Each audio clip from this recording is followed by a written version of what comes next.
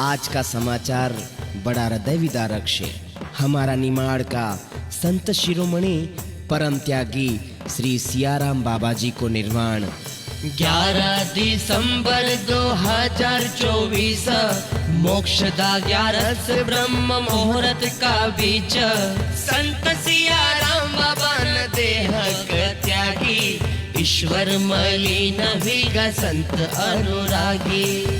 बाबा को कर्मधाम खरगोन जिला ग्राम तेली भट्याण में परमहंस संत का निर्वाण का 17वां दिन दिनांक 27 दिसंबर का विशाल संत समागम भजन कीर्तन और विशाल भंडारा को आयोजन रखेल छे।